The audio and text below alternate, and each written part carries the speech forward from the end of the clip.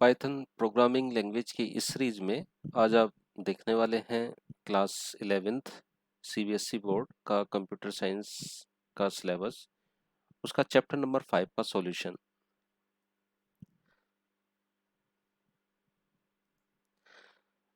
Solution को start करने से पहले हम देखते हैं चैप्टर नंबर 5 में क्या लिखा गया है और क्या ये हमने अपनी वीडियो सीरीज में कवर कर लिया है। तो आप देख रहे हैं ई भारत चैनल द्वारा जो सीरीज आ रही है वो है पाइथन प्रोग्रामिंग लैंग्वेज की। तो क्या उस सीरीज में हमने ये चैप्टर नंबर 5 कवर कर लिया है? तो आइए देखते हैं इसका सिलेबस।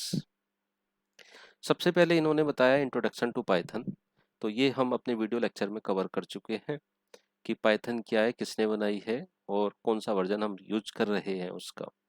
इसके बाद बात करते हैं फीचर्स ऑफ पाइथन की। तो ये भी हम वहाँ पर पढ़ चुके हैं, features of Python, Python language के कौन कौन से फीचर्स हैं, वर्किंग विद पाइथन, पाइथन के साथ हम कैसे वर्क करें, कैसे प्रोग्राम को लिखा जाता है, सोर्स कोड क्या होता है, कहाँ पर हम उसको लिखते हैं और किस तरीके से इसके इंटरप्रेटर को हम इंस्टॉल करेंगे और कैसे हम प्रोग्राम को रन करवाएंगे।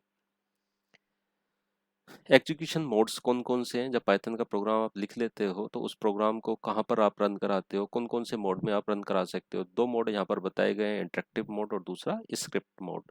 तो ये दोनों मोड के बारे में मैं अपने वीडियो लेक्चर में बात कर चुका हूँ, ये आप अच्छे से पढ़ चुके हैं। नेक्स्ट बात करते हैं पाइथन कीवर्ड्स की। तो कीवर्ड्स के बारे में बहुत अच्छे से हम समझ चुके हैं अपने वीडियो सीरीज में। पाइथन जो होती है वो कैसी होती है, केस सेंसिटिव लैंग्वेज होती है। आइडेंटिफायर्स के बारे में भी हम बात कर चुके हैं। आइडेंटिफायर्स जो है वो किसी वेरिएबल का नेम हो सकता है, फंक्शन का नेम हो सकता है, ठीक है। तो ये सब जो है किस तरीके से लिखे जाते हैं और इनके रूल कौन कौन से हैं, इनके बारे में भी हम अपने वेब सीरीज में पढ़ चुके हैं। वेरिएबल्स क्या होते हैं, कैसे लिखे जाते हैं, क्या इनका यूज है, ये भी हम अपने वीडियो लेक्चर में कवर कर चुके हैं। नाउ कमेंट्स, कमेंट्स का क्या यूज है अपने प्रोग्रामिंग लैंग्वेज में, तो हम इसके बारे में भी काफ़ी अच्छे से डिस्कस कर चुके हैं और इसके प्रोग्राम भी हमने बना करके देखे हैं। आगे चलते हैं। लिखा है एवरीथिंग इज एन ऑब्जेक्ट, सब कुछ एक ऑब्जेक्ट है पाइथन लैंग्वेज में। तो किस तरीके से है और कैसे ये यूज होता है, इसके बारे में भी हम अपने प्रोग्राम में पढ़ चुके हैं। इसके बाद इंपॉर्टेंट टॉपिक है डेटा टाइप्स। डेटा टाइप्स कौन कौन से हैं पाइथन लैंग्वेज में, या पाइथन लैंग्वेज कौन कौन से डेटा टाइप को सपोर्ट करती है, तो ये सब कुछ हम देख चुके हैं अपने वीडियो लेक्चर में।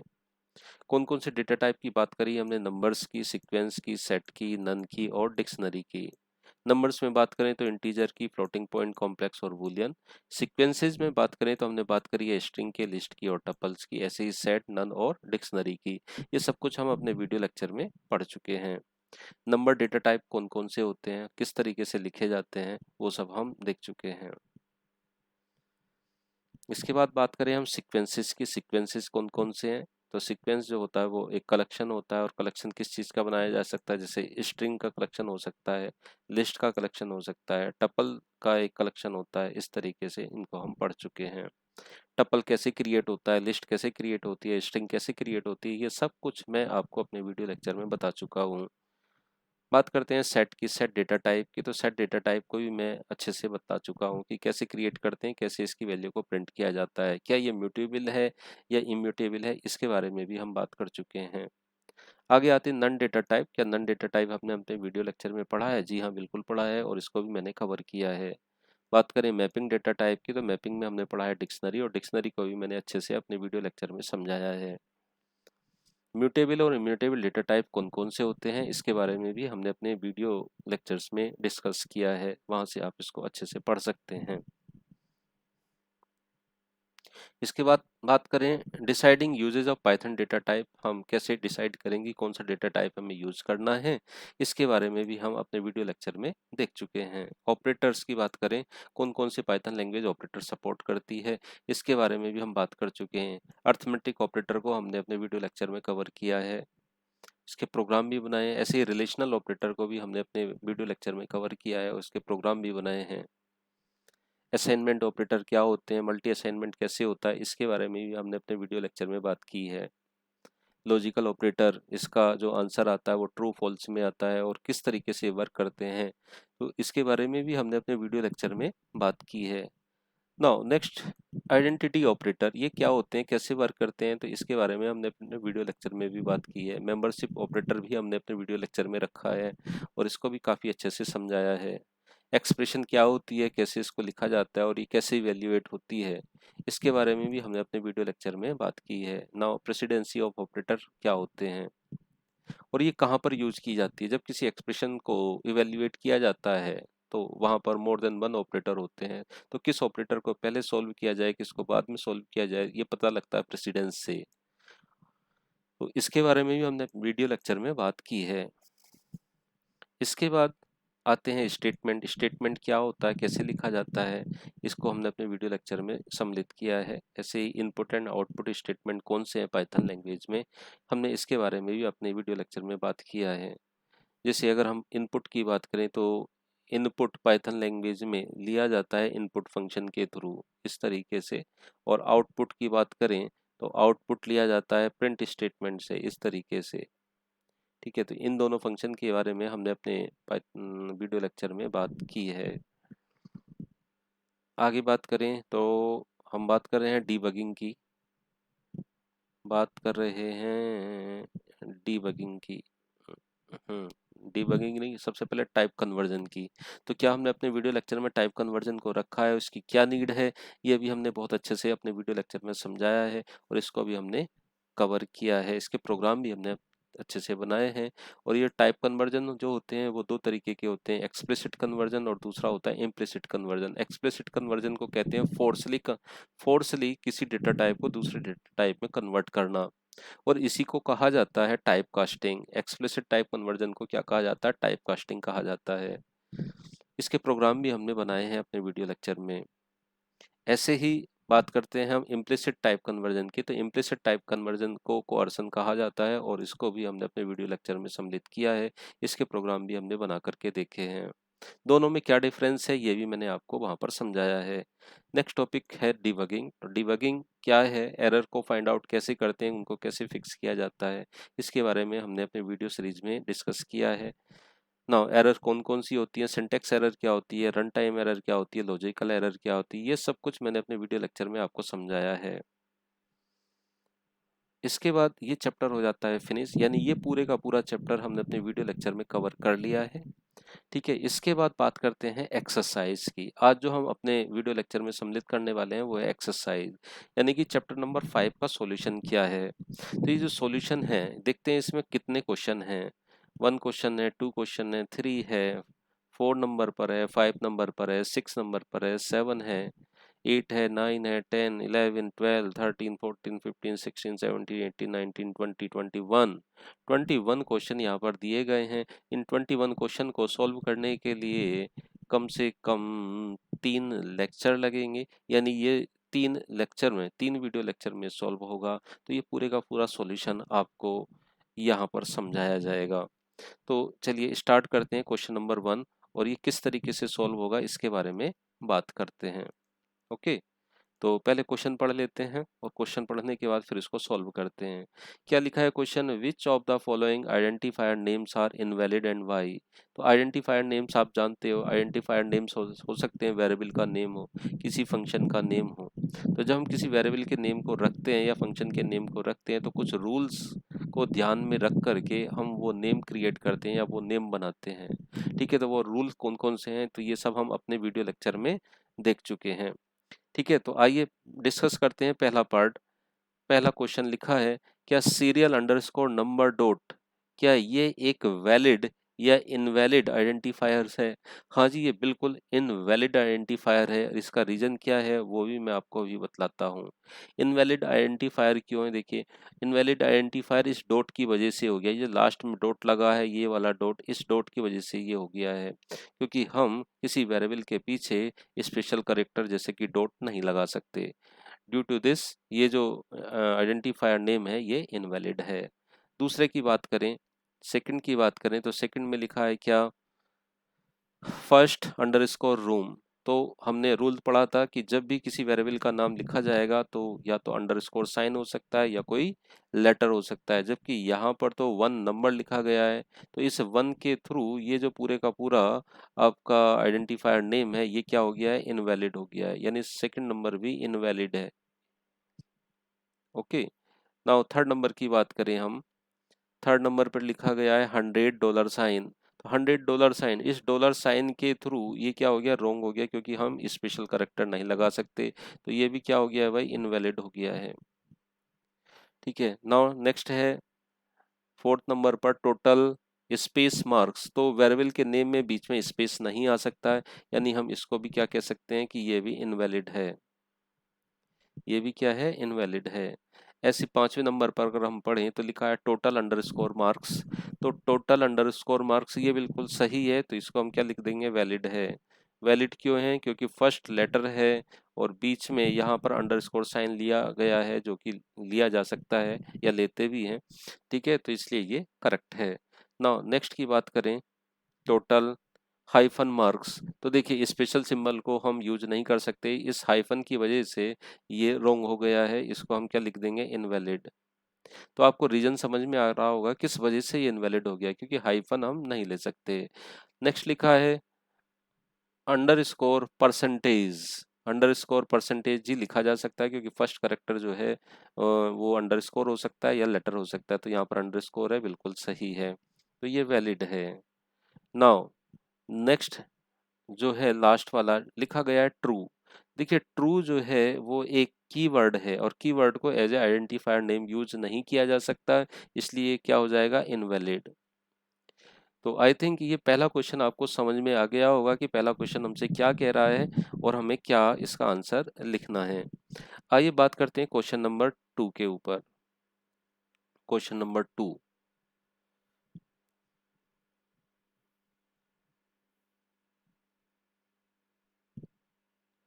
देखिए क्वेश्चन नंबर 2 देखते हैं।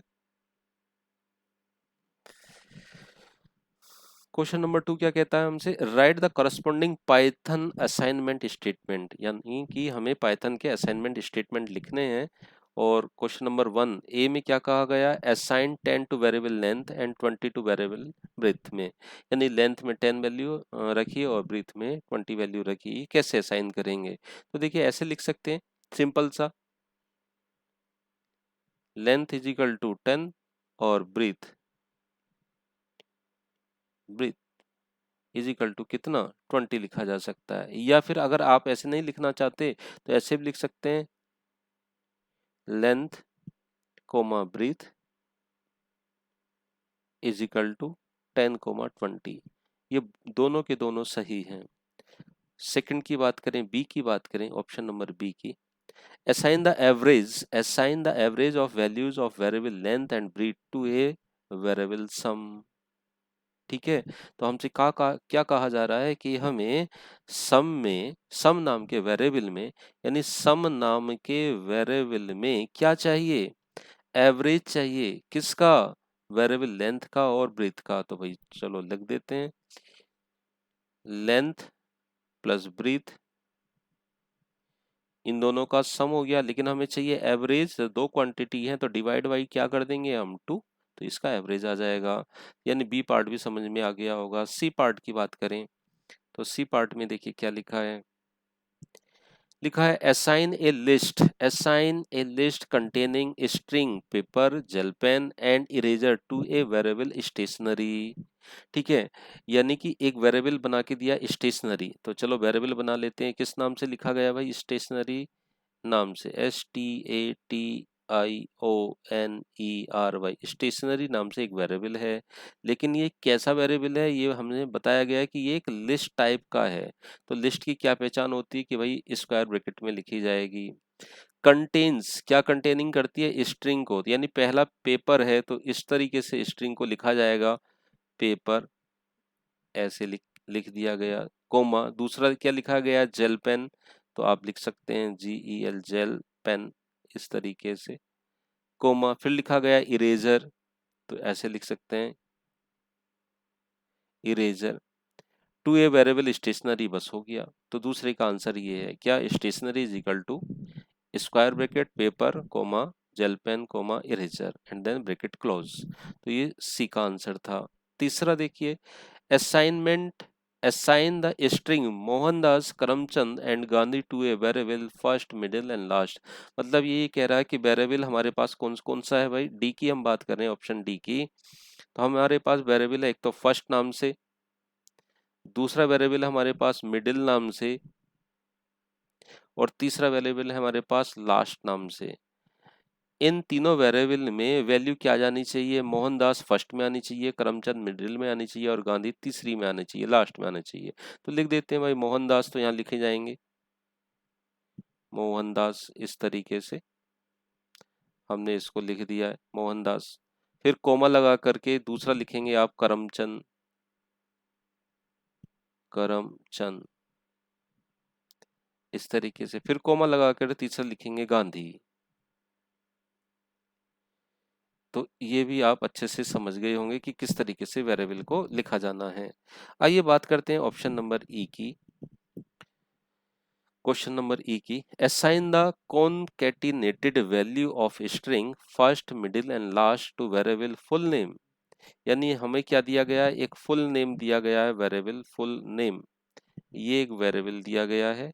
इस फुल नेम में make sure to incorporate blank spaces appropriately between different parts of the names. मतलब हमसे क्या कहा गया है, देखिए, assign the concatenated value of string variable first middle and last. यानी इन तीनों स्ट्रिंग को, जो फर्स्ट है नाम से है, जो मिडिल नाम से है, जो लास्ट नाम से है, इन सभी को हमें क्या कराना है, कॉन्कैटिनेटेड कराना है, यानी आपस में जोड़ना है। बशर्ते ये कहे कि फर्स्ट और मिडिल के बीच में एक स्पेस आना चाहिए, मिडिल और लास्ट के बीच में एक स्पेस आना चाहिए। तो किस तरीके से इसको लिखा जाएगा, तो चलिए बात करते हैं किस तरीके से। तो वेरिएबल का नेम क्या है, सबसे पहले फर्स्ट, तो फर्स्ट नाम का वेरिएबल आ गया। अब फर्स्ट और मिडिल के बीच में हमें चाहिए स्पेस, तो हम स्पेस के लिए क्या लगाएंगे, यहाँ कॉन्कैटिनेशन के लिए तो प्लस सिंबल, और स्पेस के लिए हम इस तरीके से बीच में स्पेस डाल देंगे। फिर हमें किसको जोड़ना है, किसको जोड़ना है, मिडिल को, मिडिल को हमने जोड़ लिया, और मिडिल के बाद फिर हम लगाएंगे प्लस ऑपरेटर, और हमें फिर से चाहिए स्पेस, और फिर हमें जोड़ना है लास्ट को, इस तरीके से। तो ये हमने जोड़ दिया। तो जब आप इसका आंसर देखेंगे तो बीच में एक एक स्पेस आएगा। देखिए, अगर सपोज दैट फर्स्ट वेरिएबल में नाम होता, सपोज दैट राधा, ये नाम होता राधा, ठीक है। मिडिल मिडिल वेरिएबल में नाम होता मोहन, और लास्ट नाम में होता शर्मा, और हमसे ये कहा जाता है कि इनको सबको एक साथ कॉन्कैटिनेटेड करो और एक वेरिएबल में रख दो जिसका नाम है फुल नेम। तो ये फुल नेम कुछ ऐसे आता है, राधा, बीच में स्पेस, मोहन, फिर स्पेस और शर्मा, कुछ इस तरीके से लिखा हुआ आता है। ओके, तो ये चीज आप अच्छे से समझ रहे होंगे कि किस तरीके से लिखा जाना है। चलिए क्वेश्चन नंबर 3 की बात करते हैं। देखिए क्या लिखा गया, right logical expressions corresponding to the following statement in Python and evaluate the expression assuming variable num1, num2, num3 first, middle and last are already having meaningful value। ठीक है, यानी मीनिंगफुल वैल्यू रखे गए हैं, लेकिन नम one num to num three ये क्या है, वेरिएबल है।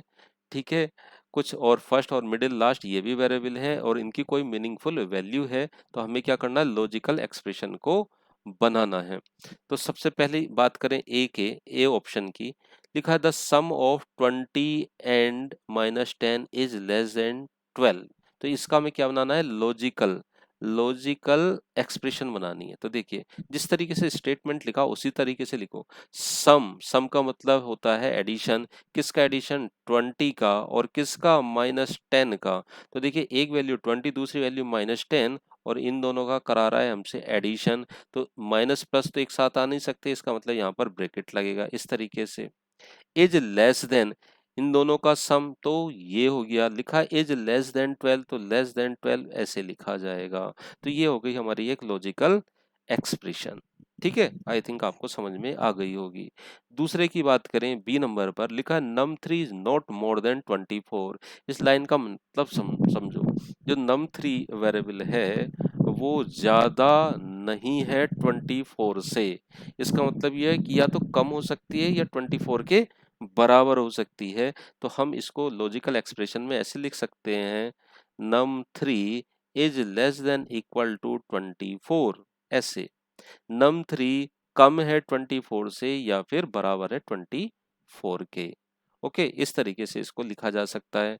आइए सी की बात करें, सी ऑप्शन की बात करें। ये जो लिखा है 6.75 is between the values of integer num1 and num2, यानी 6.75 जो वैल्यू है वो num1 से बड़ी है एंड num2 से छोटी है। इसको बीच में लिखना है।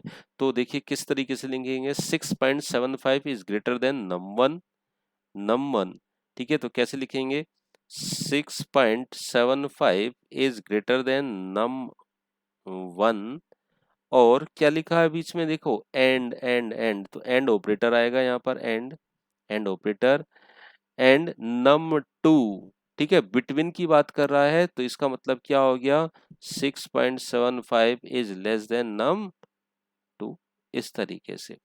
तो 6.75 is greater then num1 and 6.75 is less then num2, हम इस तरीके से इसको लिख सकते हैं, ठीक है। तो ये आंसर हो गया सी का। अब हम बात कर रहे हैं ऑप्शन डी की। लिखा है the string middle is larger than the first string first, मतलब जो मिडिल स्ट्रिंग है वो फर्स्ट से बड़ी है and smaller than the last, last से छोटी है। तो मिडिल वाली जो स्ट्रिंग है वो फर्स्ट से बड़ी हो गई और लास्ट से छोटी हो गई। तो इसको किस तरीके से लिखा जाएगा, यहाँ पर ये बात की जा रही है। तो देखिए कैसे, जैसे बात कर रहा है वैसे लिखो। मिडिल, मिडिल जो है इज लार्जर, लार्जर का मतलब ग्रेटर देन किससे, फर्स्ट से। तो फर्स्ट से तो हो गई लार्ज, हो गई। और बीच में क्या कह रहा है, एंड स्मॉलर, तो एंड लगा दो यहाँ पर, एंड स्मॉलर, कौन स्मॉलर हो गई, मिडिल, मिडिल इज स्मॉलर किससे, लास्ट से। इस तरीके से बस हो गया, पूरा स्टेटमेंट लिख दिया हमने। ओके, तो ये चीज समझ में आ गई होगी। लास्ट में लिखा है ई, ई ऑप्शन का आंसर क्या हो गया, देखिए लिस्ट स्टेशनरी इज एम्प्टी, मतलब एक लिस्ट बनी हुई है, क्या वो एम्प्टी है। तो पहले स्टेशनरी को बनाते हैं, एक लिस्ट बनाते हैं स्टेशनरी, और कहा गया है कि ये एम्प्टी है। तो एम्प्टी का मतलब इसके अंदर कोई एलिमेंट नहीं है। तो अब ये पता कैसे लगे कि ये जो स्टेशनरी है ये एम्प्टी है। तो अगर हम इसकी लेंथ निकाल लें, तो लेंथ निकालने के लेंथ फंक्शन चलाएंगे हम, और यहाँ पर स्टेशनरी की जो लेंथ है उसको क्या कर दें, इक्वल टू 0 कर दें। अगर इसकी लेंथ इक्वल टू 0 आ जाए तो हम क्या कह सकते हैं, ये एम्प्टी हो जाएगी। बोलो बात समझ में आई कि नहीं। ठीक है, तो ये है हमारा ई का ऑप्शन। क्लियर। इस तरीके से देखो, इसको हम प्रोग्राम के थ्रू भी आपको मैं समझा सकता हूँ।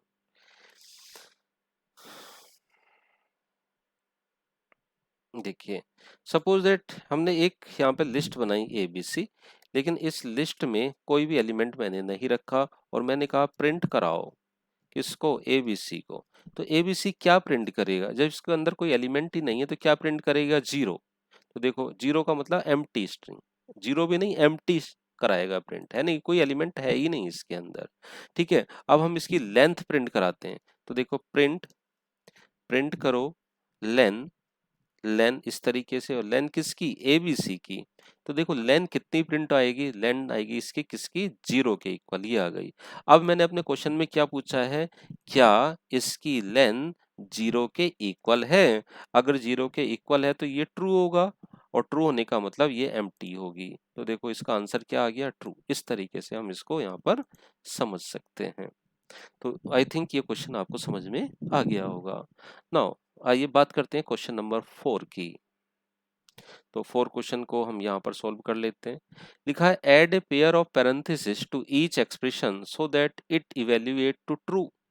मतलब जो एक्सप्रेशन लिखी गई है इस एक्सप्रेशन में हमें पैरेंथेसिस का यूज करना है और ये बताना है कि ये इसका आंसर जो है वो ट्रू आना चाहिए। तो पैरेंथेसिस कैसे लगेगा कि ये एक्सप्रेशन ट्रू हो जाए? तो देखो ये लिखा है 0 is equal to 1 is equal to 2। तो क्या 0 1 के इक्वल है? जी नहीं, फॉल्स हो जाएगा। ठीक है, तो यहाँ पर तो वैल्यू आ गई 0। क्या 0 2 के इक्वल है? ये भी फॉल्स हो गया। तो पूरा रिजल्ट ही फॉल्स हो गया, जबकि हमें बताना क्या है कि ट्रू बताना है। तो हम ट्रू कैसे करें, इसमें ब्रैकेट कैसे लगाएं? तो देखो इसको ब्रैकेट लगाने का एक तरीका है, इस तरीके से देखो। हम इस तरीके से लिख रहे हैं ऐसे करके, तो सबसे पहले हम कंपेयर अगर हम इसको कराएं ऐसे करके, क्या 1 2 के इक्वल है? आप कहोगे नहीं, तो नहीं का मतलब क्या है कि इसका आंसर हमें क्या मिलने वाला है? 0। तो ये मिल गया 0। क्या 0 0 के इक्वल है? हाँ जी है। तो इसका आंसर क्या हो गया? ट्रू। ठीक है, इसका मतलब है कि ये ब्रैकेट इस तरीके से लगाया जाएगा। बात समझ में आ गई? बोलो, इस तरीके से समझ में आ गया हमें? तो हमें क्या लिखना है? इस तरीके से लिखना पहले वाले का आंसर कि 0 के आगे यहाँ पे पैरेंथेसिस लगाना, इज इक्वल टू फिर पैरेंथेसिस 1 इक्वल टू 2। जैसे ही इसको कैलकुलेट करोगे तो इसका रिजल्ट आएगा फॉल्स, फॉल्स का मतलब 0। क्या 0 0 के इक्वल है? तो रिजल्ट आ जाएगा ट्रू। तो हम इसको इस तरीके से लिख सकते हैं। अब सेकंड वाले क्वेश्चन को ट्रू बनाइए। कैसे ट्रू होगा? लिखा है 2 plus 3 is equal to 4 plus 5 is equal to 7। तो ये कैसे सॉल्व होगा? इसको सॉल्व करिए। तो देखो इसको सॉल्व करने के लिए हम क्या काम करेंगे, इसमें एक काम करते हैं।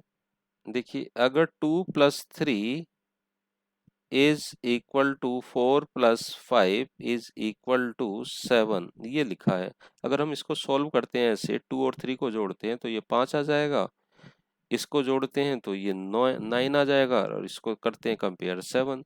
तो 5 को 9 से कंपेयर करें तो ये 0, और ये इक्वल टू 7 आ गया, तो ये हो जाएगा फेल, फॉल्स हो जाएगा। तो ये तो आंसर इसका बनेगा नहीं भाई। फिर आंसर कैसे बनेगा इसका? तो यानी ये ऑप्शन काम नहीं करेगा। फिर दूसरा ऑप्शन लेते हैं भाई, हमें तो वैल्यू ट्रू लेके आनी है। तो चलो भाई ट्रू वैल्यू लेके आते हैं। कैसे आएगी वो देखो। एक काम करते हैं, 2 plus 3 is equal to 4 plus 5 is equal to 7। इसमें ब्रैकेट लगाते हैं। तो कैसे लगाया जाए ब्रैकेट भाई? तो एक काम करते हैं, इसमें इस पर एक ब्रैकेट लगाते हैं ऐसे करके। ठीक है, इसको सॉल्व करके देखते हैं कि इसका आंसर क्या आएगा। तो जैसे इसका आंसर आप कैलकुलेट करते हो 2 प्लस, तो इसका आंसर मिलेगा आपको 0, और यहाँ पर मिलेगा 5, और ये इक्वल टू मिल जाएगा 7 ऐसे। अब अगर मैं यहाँ पर ब्रैकेट लगा दूं तो इसको सॉल्व करोगे तो ये हो जाएगा 7 इज इक्वल टू 7, और क्या 7 7 के इक्वल है? तो आंसर क्या हो जाएगा? ट्रू। इसका मतलब ब्रैकेट कुछ ऐसे लगने वाले हैं बेटा, ए ऐसे करके, देखो ऐसे करके। ठीक है, तो हम इसको इस तरीके से ब्रैकेट यहाँ पर लगा सकते हैं। आई थिंक ये आपको अब समझ में आ गया होगा कि इसकी वैल्यू किस तरीके से ट्रू आएगी। ऐसे क्वेश्चन एग्जाम में एक एक नंबर में पूछ लिए जाते हैं, तो ये आपको पता होना चाहिए। चलो एग्जाम में भी नहीं आए तो नॉलेज होनी चाहिए कि अगर आप सॉफ्टवेयर डेवलपमेंट फील्ड में आगे जाओगे तो इस तरीके की नॉलेज आपको होनी चाहिए। सी ऑप्शन की बात करें, ये स्टेटमेंट ट्रू होना चाहिए, तो ट्रू कैसे होगा? चलो ट्रू लेके आते हैं। 1 इज लेस देन -1 और equal to 3 is greater than 4। तो कैसे करें इसको? ठीक है, तो 1 इज लेस देन, तो देखो एक काम करते हैं, 1 इज लेस देन -1। क्या 1 -1 से छोटा है? जी नहीं, फेल हो गया। इज इक्वल टू लिखा है, is equal to 3 is less than 4। इसको भी अगर ऐसे कर लें तो इसका आंसर भी फेल हो गया। क्या 0 0 के बराबर है? हाँ जी है। तो आंसर क्या आ गया? ट्रू। इसका मतलब जो हमारे ब्रैकेट है वो बिल्कुल सही लग चुके हैं। तो हमें ब्रैकेट लगाने थे वो हमने लगा दिए, पैरेंथेसिस लगाना था तो यहाँ पर लगा दिया और यहाँ पर लगा दिया, तो ये इसका आंसर हो गया। ये आपको समझ में आ गया होगा। नाउ क्वेश्चन नंबर 5 की बात करते हैं अब जल्दी से। देखिए क्वेश्चन नंबर 5 क्या कहता है हमसे, right the output of the following.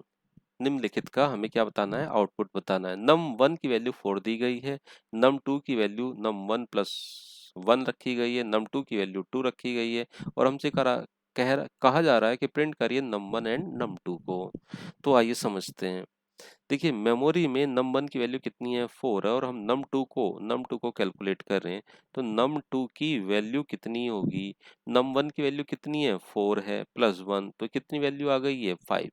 ठीक है, यहाँ पर num1 की वैल्यू अगेन कितनी कर दी गई है 2 कर दी गई है इस वाली लाइन में। अब हमसे ये पूछा गया है प्रिंट करिए किसको, num1 को प्रिंट करिए, तो num1 की वैल्यू कितनी सेट हुई है अभी, ये वाली वैल्यू सेट हुई, तो ये तो 2 प्रिंट हो जाएगी। फिर हमसे कहा गया num2 को प्रिंट करिए, तो num2 की वैल्यू कितनी आई है अभी हमारे पास 5 आई है, तो ये 5 प्रिंट हो जाएगी। तो इसका आंसर कितना आएगा 2,5। कितना आंसर आएगा इसका 2,5, ये आंसर आने वाला है। ये समझ में आ गया होगा। आइए ऑप्शन नंबर बी सॉल्व करते हैं। बी में हमसे क्या कहा जा रहा है, num1 num2 is equal to 2,6, यानी num1 की वैल्यू कितनी हो गई भैया 2 हो गई और num2 की वैल्यू कितनी होगी भैया 6 हो गई। और हमसे कहा जा रहा है ये num1 num2, अच्छा num1 num2 is equal to num2 num1 plus 2। अब देखिए ये मल्टी असाइनमेंट है भाई, ध्यान से समझना। ये num1 की वैल्यू दोबारा से असाइन हो रही num2 वाली, तो num1 को क्या मिलने वाला है num2, और num2 में हम क्या दे चुके हैं 6, तो ये वैल्यू चेंज हो गई यहाँ पर। इस num2 को क्या वैल्यू मिलने वाली है num1 प्लस 2। अब num1 को हम क्या दे चुके हैं 6, ठीक है ध्यान से रखना। तो num2 को क्या मिलने वाला है 6 प्लस 2, दैट इज कितनी वैल्यू हो गई 8 हो गई। कितनी वैल्यू हो गई भाई 8 हो गई। अब हमसे क्या कहा जा रहा है प्रिंट करिए num1 num2 को, तो num1 की वैल्यू कितनी है, num1 की वैल्यू कितनी है 6 और num2 की वैल्यू कितनी है 8, तो आंसर इसका कितना आएगा 6,8 आएगा। ठीक है इस तरीके से। एक बार और क्वेश्चन को चेक कर लेते हैं, कहीं कंफ्यूजन ना हो जाए इसमें। देखिए num1 को 2 मिला है और num2 को 6 मिला है और num1 को वैल्यू मिल रही है num2 की और num2 की वैल्यू मिली तो ये हो गया 6 और num2 को वैल्यू मिली num1 प्लस 2। अच्छा num1 को वैल्यू मिली num1 प्लस 2 इसी एक्सप्रेशन में, तो इसका मतलब ये हो गया num2 को वैल्यू मिली है num1 और num1 की वैल्यू कितनी थी पहले 2 प्लस 2 दैट इज 4। ठीक है और प्रिंट कराया जा रहा है हमसे ये, तो भाई num1 की वैल्यू तो आ गई है कितनी इसमें 6 और 4, तो 6,4। हाँ भाई ये दोबारा से समझें, ये वाला पोर्शन थोड़ा सा मिस्टेक हो गया, दोबारा से मैं आपको समझा देता हूँ। ठीक है तो इसको करते हैं रफ, एक इसको रफ करते हैं और फिर से इसको सॉल्व करते हैं। अच्छा हुआ कि ये रॉन्ग हो गया, दोबारा से समझ में आ जाएगा, अदरवाइज जल्दीबाजी के चक्कर में हम गलत समझ जाएं तो उससे कोई फायदा नहीं है। चलिए देखिए यहाँ पर ये स्टेटमेंट लिखा है, इसको ध्यान से देखो। num1 num1 को क्या वैल्यू मिल जाएगी 2 और num2 को क्या वैल्यू मिल जाएगी 6। आप यहाँ से देख रहे हैं num1 को 2 num2 को 6 वैल्यू इस स्टेटमेंट में आएंगे। ये एक पूरी एक्सप्रेशन है, कंप्लीट एक्सप्रेशन है। तो यहाँ पर num1 को अगेन फिर दोबारा क्या वैल्यू मिल रही है, num1 को num2 की वैल्यू मिल रही है, num1 को num2 की वैल्यू, num2 की वैल्यू कितनी थी हमारे पास 6, तो ये हो चुकी। लेकिन अभी हम इसी स्टेटमेंट में हैं, इससे बाहर नहीं आए हैं और हम यहाँ पर क्या कर रहे हैं num2 की वैल्यू को सेट कर रहे हैं। तो num2 की वैल्यू कितनी आएगी num1 प्लस 2, num1 की वैल्यू कितनी थी 2 थी, तो 2 प्लस 2 कितनी हो गई भाई 4 हो गई। और हमसे पूछा जा रहा है num1 num2 को, तो भैया आंसर आएगा 6,4 इस तरीके से। क्लियर। चलो सी पार्ट को आप सॉल्व करते हैं। क्या लिखा गया देखिए num1 num2, तो num1 की वैल्यू 2, num2 की वैल्यू है 3 और तीसरी लाइन में कहा गया है num3 की जो वैल्यू है वो num1 है। ठीक है और num2 की वैल्यू जो है num2 की वैल्यू वो num3 प्लस 1 है। ठीक है इस तरीके से यहाँ पर कहा गया है, तो हमसे प्रिंट करवाया जा रहा है। तो चलिए चेक करते हैं num1 num1 की वैल्यू 2 हो गई, num2 की वैल्यू 3 हो गई, num3 की वैल्यू num1 को क्या मिल जाएगा भाई, num1 को, num3 की वैल्यू num1 को वैल्यू मिल जाएगी 2, और फिर कहा जा रहा है num2 को वैल्यू दीजिए num3 प्लस 1। तो num3 की वैल्यू कहाँ से लेके आऊं? देखो यहाँ पर num3 की वैल्यू तो कहीं है नहीं, और इस स्टेटमेंट में हम डायरेक्टली अभी बाहर आए नहीं है, है ना? ऐसा नहीं कर सकते कि सर num3 की वैल्यू 2 हो तो गई, जी नहीं, हो तो गई, बात सही है, लेकिन अभी इस स्टेटमेंट से बाहर नहीं आए। जैसे बाहर आएंगे तब num3 को 2 असाइन हो जाएगा। अभी हम इसी स्टेटमेंट में हैं, तो num3 की कोई वैल्यू नहीं है, तो इसका आंसर क्या आएगा भाई, एरर आएगी। क्या आ जाएगी, एरर। क्यों आ जाएगी एरर? क्योंकि num3 की कोई वैल्यू हमें डिफाइन अभी नहीं है, इसके थ्रू इसका आंसर क्या आ जाएगा, एरर आ जाएगा। तो चलिए इसको रन करके भी देख लेते हैं, क्या पता इसका आंसर कुछ और आए। हमारे अकॉर्डिंग तो इसका आंसर एरर आ रही है, तो हम चलते हैं अपने इंटरप्रेटर की ओर, और इस एक्सप्रेशन को कर लेते हैं टाइप, और इसका आंसर निकालते हैं। देखिए हमने लिखा num1 coma num2 is equal to 2,3 लिखा हमने इस तरीके से। फिर इन्होंने लिखा है num3 comma num2 num2 is equal to num1 comma num3 plus 1, ये लिखा है। और फिर इन्होंने कहा प्रिंट करिए, किसको प्रिंट करिए भाई, num1 को, num1 को comma comma comma comma comma comma num2 को कोमा num3 को, इसको आप प्रिंट करिए। तो देखते हैं इसका आंसर क्या आता है भाई, रन करके देखते हैं, अभी बता देगा ये। देखो क्या आया, एरर आई ना, num3 इज नॉट डिफाइंड। ठीक है, num3 डिफाइंड नहीं है, क्यों डिफाइंड नहीं है खुद देख लो ना, यहाँ पर num3 की कोई वैल्यू डिफाइंड नहीं की गई, इसीलिए इसका आंसर क्या आया, एरर आ गई। तो ये आपको यहाँ तक समझ में आ गया होगा। जल्दी से करते हैं क्वेश्चन नंबर 6 को सॉल्व। तो 6 में क्या लिखा गया है वो देखिए जल्दी से, 6 क्वेश्चन को सॉल्व करते हैं। चलिए मैं इस पेन की इंक को चेंज कर लेता हूँ इस बार, और ब्लू की जगह कुछ और इंक लेते हैं इस बार। चलो मैं थोड़ा सा ये वाला कलर ले लेता हूँ, ठीक है। चलो देखते हैं, लिखा है which data type will be use to represent the following data values and Y. Question को ध्यान से पढ़ें फिर से, which data type will be used, यानी कौन सा डेटा टाइप हमें यूज करना है to represent the following data values. ये वैल्यूज दी गई हैं, इनके लिए कौन सा डेटा टाइप हम यूज करेंगे। तो पहला क्वेश्चन पढ़ते हैं, number of month in a year, एक साल में जितने मंथ होते हैं उसके लिए कौन सा डेटा टाइप यूज किया जाएगा। तो भैया इंटीजर। कौन सा यूज किया जाएगा, इंटीजर, क्योंकि नंबर्स जो होते हैं 1 जनवरी फरवरी, ये सब क्या है, नंबर्स की बात की जा रही है हमें। तो 1 2 3 अप टू 12 तक ये सब नंबर होंगे, तो इसके लिए इंटीजर। दूसरा दी है आगे, आई देखिए ये, रेजिडेंट ऑफ दिल्ली और नॉट, मतलब आपका रेजिडेंट दिल्ली में है या नहीं। तो आंसर किस में मिलना चाहिए हमें, यस या नो में, या ट्रू और फॉल्स में। तो भैया ये बूलियन है, बूलियन में ही हमें आंसर क्या मिलता है, या तो ट्रू मिलेगा या फिर फॉल्स मिलेगा।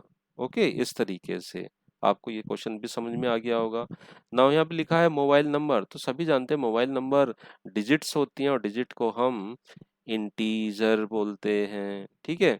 पॉकेट मनी भाई, रुपए की बात आ गई, 200 रुपया, 300 रुपया, 500 रुपया, है ना। और जैसी मनी जेब में आती है तो खुश हो जाते हैं सभी, लेकिन मनी ऐसे भी तो हो सकती है, मैंने आपको 250 रुपये 50 पैसे दिए, यानी float.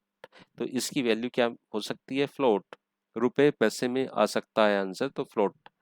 Now volume of a sphere, तो स्पेयर का वॉल्यूम क्या होता है भैया, स्पेयर का वॉल्यूम में लगती है पाई, और पाई की वैल्यू क्या होती है, फ्लोट। तो इसका आंसर भी क्या होगा, फ्लोट डेटा टाइप की हमें जरूरत चाहिए। पैरामीटर ऑफ ए स्क्वायर, तो स्क्वायर का पैरामीटर स्क्वायर है, इसका पैरामीटर 4 इंटू साइड, और साइड जो हो सकती है वो फ्लोट भी हो सकती है, तो इसका आंसर भी क्या हो जाएगा, फ्लोट में। नेम ऑफ द स्टूडेंट, तो स्टूडेंट का नेम कोई नंबर तो हो नहीं सकता, कोई फ्लोट वैल्यू भी नहीं हो सकती, तो क्या हो जानी चाहिए, स्ट्रिंग। तो इसका आंसर क्या होगा, string. Address of the student, तो स्टूडेंट का एड्रेस किस में लिखा जाएगा, वो स्ट्रिंग में लिखा जाएगा। जैसे किसी का एड्रेस है ABC, हाउस नंबर 4, ठीक है, और यहाँ पर लिख दिया शास्त्रीपुरम दिल्ली, तो ये क्या है, एक स्ट्रिंग है। ठीक है, तो ये थे बच्चों 6 क्वेश्चन, 6 क्वेश्चन को हमने सॉल्व कर दिया। वीडियो काफ़ी लंबी हो जाएगी। इसके नेक्स्ट पार्ट में हम देखेंगे क्वेश्चन नंबर 7 को देखेंगे, और 7 में भी बहुत सारे क्वेश्चन है। 8 को देखेंगे, 9 को देखेंगे, 10 को देखेंगे, है ना। इन सब क्वेश्चन को हम वहाँ पर देखने वाले हैं, और आप भी कोशिश करिए ये क्वेश्चन आपको सॉल्व करने हैं। ओके।